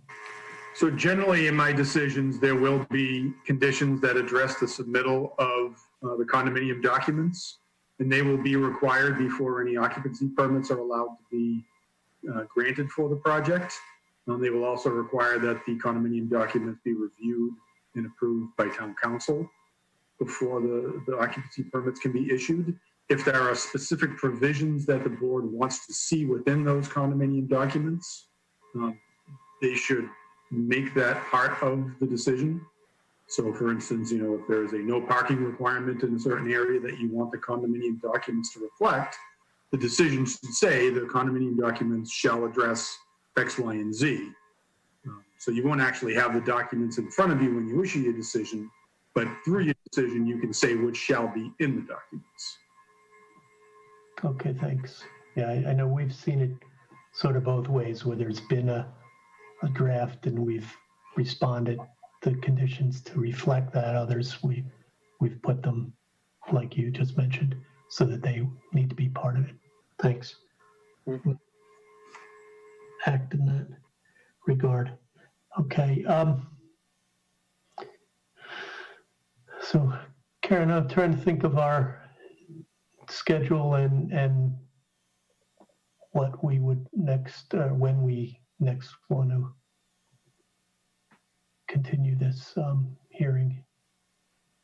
Well, I think because of the regular schedule, having such a short deadline and Chris being on vacation, you would be okay to continue this out to the 23rd. Does that work from your, do you think they'll be through with conservation and your updates plans by the 23rd, or? I'll leave it to my two engineers, and I don't want to speak for them, because I would say next week would be fine, but I know they wouldn't appreciate that. So, Yeah. I mean, I think the 23rd would work. I mean, Rob or Corinne, you does that work for you guys? Yeah, that certainly works for me, and yeah, we can kind of have some further discussions, I think, in the next week about traffic calming and what the town would like to see as well for those locations. And in terms of the updates to the study with the projected increase in traffic, that's certainly something we can get before the 23rd. If the meeting is on the 23rd, I assume you want to see it, you know, at least somewhat in advance. Yeah. I do realize the response. Certainly appreciate that. That would give Mr. Tuck a chance to digest it, and the board as well as the public. Yeah. I guess I'd ask Jeffrey, is there, if the hearing's on the 23rd, we get you our revised comments by the 16th, would that work in terms of a review period for you? Yes, yes, you shouldn't submit anything less than a week ahead of time. It's to give us a chance to look at it. Yeah. All right, so I say the 23rd should work. Rob's. Yeah, okay. Okay. All right, that's good. I don't want to hold things up, but want to give enough time to get it done properly. I'd rather. I agree. Rather get it right than get it fast, but you know. Okay, so let's continue this to our next meeting on the 23rd of September. And right now, that would be a Zoom meeting, Chairman. Yeah, I think we're not open yet, and I don't think anybody is too anxious. Even if we are, we can't fit this number of people. Yeah, that's fine. That works fine. My guess is that this will, in its entirety, be done remotely, because I don't see it going long enough to, you don't want it to go long enough. No. Yeah. So it's someday when we're all said and done, we'll all have to get together and say hello and shake hands. Definitely. 7:30. On September 23rd at 7:00. That works. Well, that's fine. You do have a continued hearing at 7, so you may just want to put it off, post it at 7:15 in case that discussion does occur for 799 Washington. Yeah, why don't we say 7:15, and we'll give you a heads up beforehand, because if it does, it'll be even a little later. But if it doesn't happen, everybody ends up sitting around till the posted time until we can get it. So why don't we call it 7:15, and we'll keep you informed on what's going on with the other hearing. Sounds good. Thank you. Thank you. Appreciate everybody's attention and all the information you brought today. And for those citizens from the neighborhood, thank you for joining us and for, so thoughtfully bringing the concerns and issues to us so that we can try and make sure that everything is adequately addressed with this. So thank you. All right, so next on our agenda is a continuation of our deliberations from last time. So let's see if we can get Liz back. Let her know we're good to go. There she is. Hi. I'm back. I got good. I was going to text you, but okay. All right. John, do we have to close the hearing for tonight, or because it's continued, we leave it open? Yeah, it's still open. It's just continued to the next one. Right. This is just next item of our agenda for this meeting, for which everybody is welcome to stay or welcome to not stay, whatever works for you. Yeah, and Jay isn't here, but I think for those that we had enough deliberation to get his sense that, I don't know how you guys feel, if you're comfortable for us to act on and finish those. If not, we can postpone anything till the next meeting when he's back with us. Specifically, let's see what we've got. If you all have access to your email, I sent you some suggested conditions and findings shortly before 7. Yeah, I saw those. Okay. I think it's fine. I think we can do them right now. So we have 725 Washington, 1490 Washington, which head to 2. So you guys okay with looking at the 725 Washington? Sure. Sure. Okay, let's pull them up.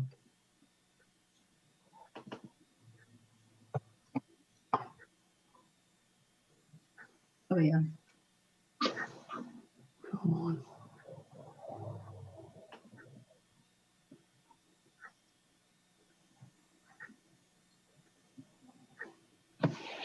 No, 20. Why is it not coming up?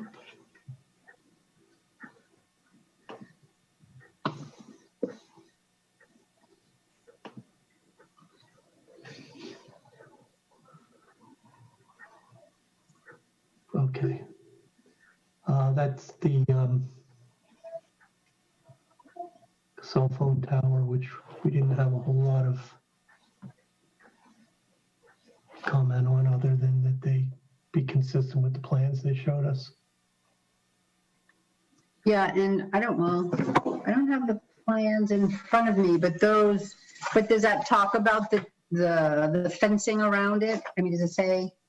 Yeah, it shows as I recall, it was like a 6-foot. PVC privacy fence. Yeah, PVC. Is that what it says on the plans? PVC Yes. privacy fence? Okay. Yeah. Sorry. Any other concerns or issues? We didn't catch any the other night, but. Nope. I think this reflects what we discussed. Yeah. Okay. The only thing that doesn't is we'll have to have Mr. PBD as abstaining or not present.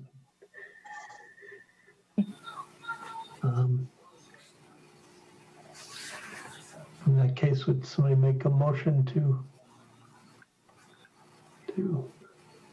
Sure.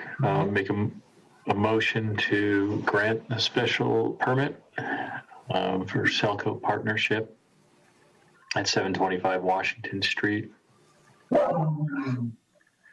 I'll second it. Yeah, sorry, just pursuant to the conditions of approval by the board. Yep. Second that too. Okay. Moved and seconded. Further discussion? None. All those in favor? John? Aye. Mark? Aye. Liz? Aye. Jay? Not present. So it carries. Sharon, in the email that you sent, I got 2 for 1490 Washington, but not the one for 175 Lowland Street. Right. That one's not ready to go yet. And, Oh, okay.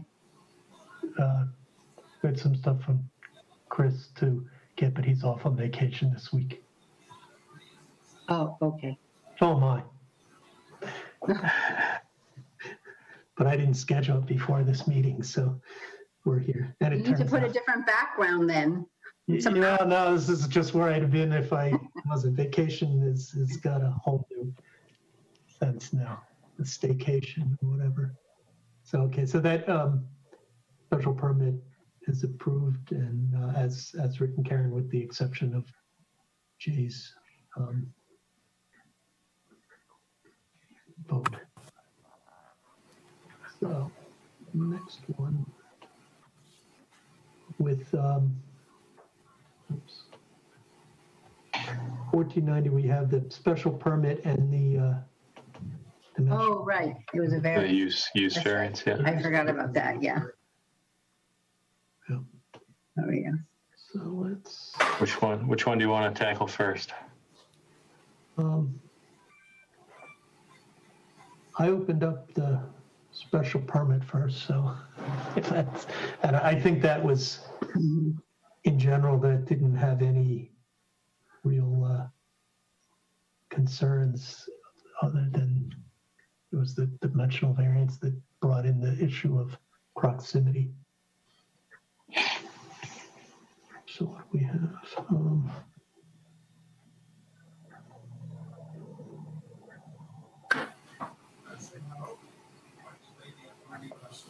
limited to 10, that should give them all they need and then some. Monday to Friday, 3 p.m. to 8:30 p.m.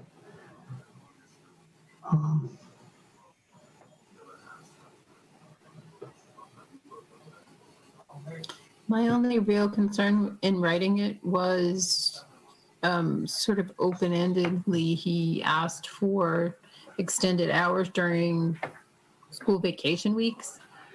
Yeah, and I was going to say something. I wonder, do we just keep it at 9 a.m. Monday? Is there any? Yeah, he doesn't want to operate because he's at a school. But is there any reason that'd be cleaner than trying to define when he could extend it? Is it anybody? He didn't ask for it because he doesn't want to do it most of the time. But is there any reason that you can think of that? Just the half hour. If you're trying to, are you proposing to incorporate just 7 days a week, 9 to 8? Is that what you're saying? Well, yeah, I think we had that issue. We were talking about quiet hours, but there really isn't anything specific in the town. I think he did specifically request 8:30 though, right? For at least the weekdays. Yeah, I was going to say then, if we're looking at that, then we have to extend by half an hour on the weekends and vacations. I think that makes sense. Yeah, I'm trying to remember. Did he ask for 8:30 all the time or just weekends? No, I think he asked for 8:30 during the weekdays since the hours are limited to just after school. I think he wanted to get in more hours that way. I don't remember if he asked for it on the weekends as well. Let's see if I got going back to look at it. Yeah, I think I had it somewhere.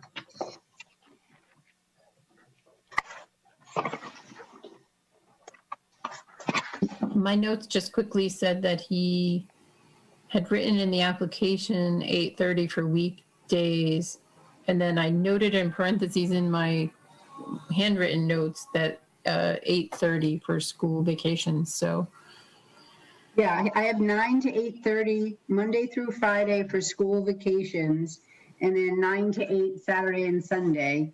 But that seems silly. We could just say 9 to 8:30. 7 days a week. I think so. And I don't know, 7 days a week, but I mean, we could say for weekends and school vacations could be the same, at least. Yeah, he doesn't have to operate till then. But and as long as my only concern, I remember thinking at the time there was the reference of quiet hours and thinking if that's 8 o'clock, then his request 8:30 does create a little bit of an issue. But apparently that's not really a real thing. We don't have. But it's not like he's doing construction. I mean, they'll be inside the building. It's an indoor activity, and the door's supposed to be closed, so that's a condition. We did that in our house, and we were a lot closer to my neighbor. So you couldn't hear it. Okay, so if we just say 9 a.m. to 8:30 p.m. 7 days. And that's fine with me. Yeah, it's fine with me too. Covers him. And from what he said, I also suspect he's not looking as far out as his advisors were on some of this. He's looking specifically at how it is, and I wouldn't want him to have to come back to us to get an extra half an hour or something in the mornings when it really doesn't have any impact. Yeah. Okay.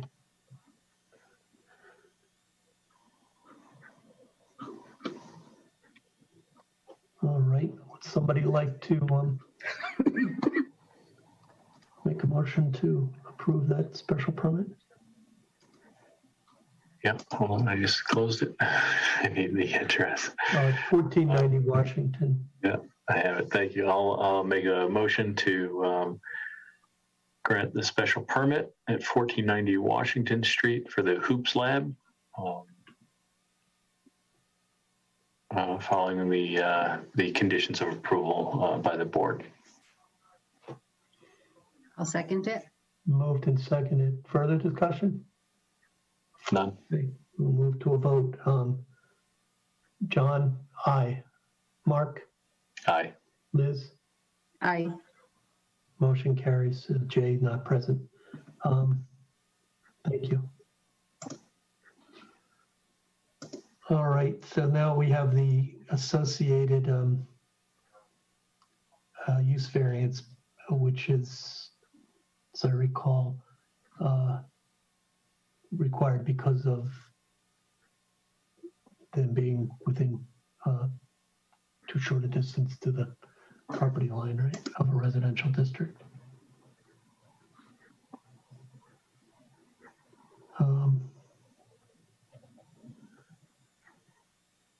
The applicant made an argument that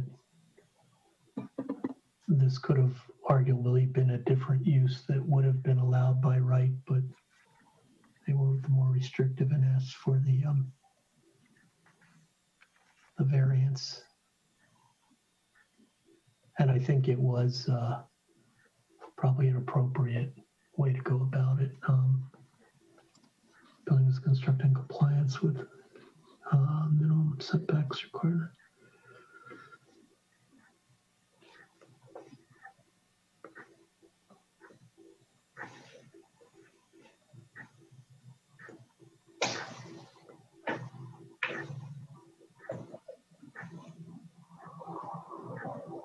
Oh, I think we can probably put it in here. One of the conditions that I didn't think of on the special permit, but if we make it part of this, is that they operate with the doors closed. Remember he talked about that? Wasn't that on the special Yeah, permit? that was on the special permit. I'm sorry. Okay, then good. Yeah. We have it. Yeah. Must have gone straight over it. But then I think that directly goes to the concern with this one. It's just noise, right? Yeah. So he could be operating like a machine shop without a variance, but bouncing a basketball requires a variance. That's right. Could be woodworking company. I mean, anything that's very loud. Yeah. With the doors open. Right. Okay. Is everybody okay with it? Yes. Yeah. The only thing I would add is I think Jay voted on this one, right, Karen? He didn't vote because we never brought up, we just discussed and deliberated, and I think he was in agreement with us, but we never had. That's right. Yeah, never mind. This is going to be the, I'm fine. Thank you. Any other conditions? It's a use, so it ties directly back to the special permit. And Is a use variance limited to the person, or is it transferable? I'm sorry. You're on mute. I would limit it to the person. That's what I'm thinking, that That's a good ad, sure. yeah.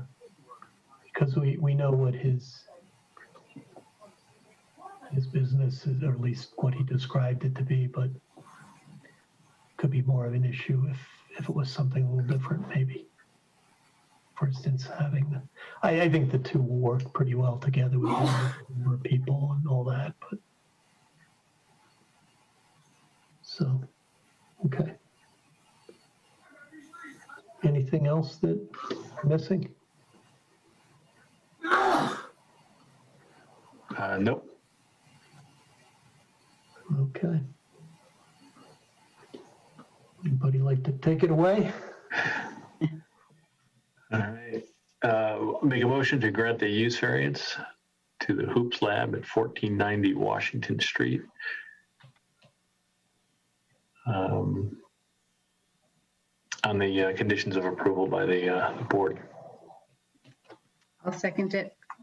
Okay, it's been moved and seconded. Last chance. All right, we'll move to vote. John, aye. Mark? Aye. Liz? Aye. Aye, motion carries. 3 votes on Jay, not present. Thank you.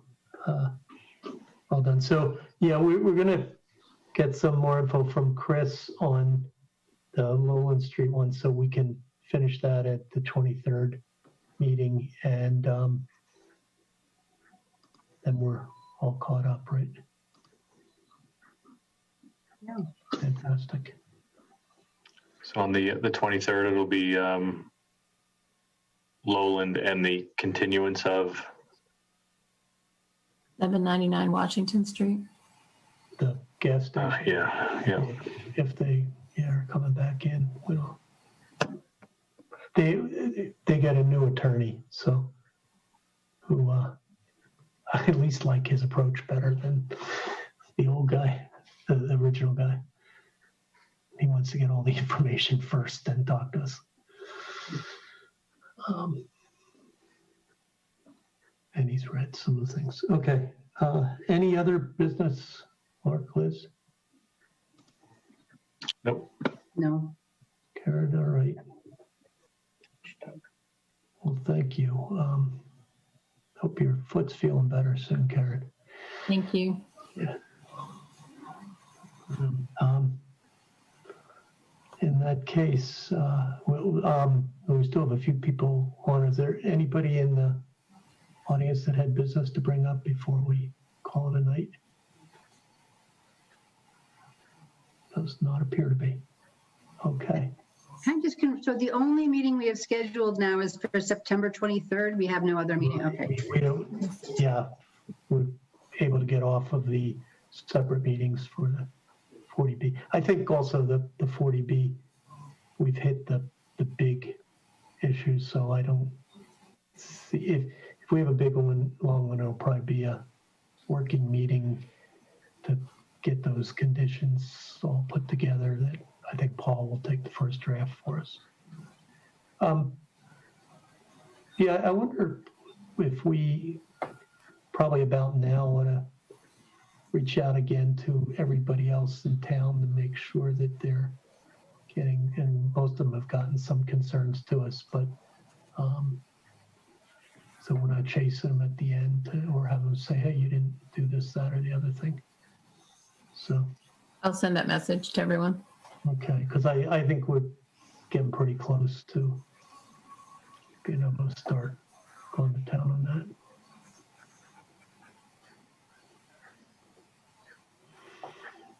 All right. Well, if anybody's interested in pursuing other activities, we'll be happy to entertain a motion to adjourn. All yours, Liz. Take it away. I'll move to adjourn. That's all I have to say. Second. It's been moved and seconded. It moves right to the top of the priority list by Robert's rules. And all those in favor say aye. John? Aye. Mark? Aye. Liz. Aye. There we have it. Thanks very much, folks. Great job. Appreciate it. Karen, thanks for getting all that stuff ready. Had to really. Yeah, that was really helpful. Thanks, Karen. Appreciate it. Okay, good night. Chris and Christian. Good night, all. Yes, Chris, thank you. Have a good night. Yeoman duty. Night, Chris.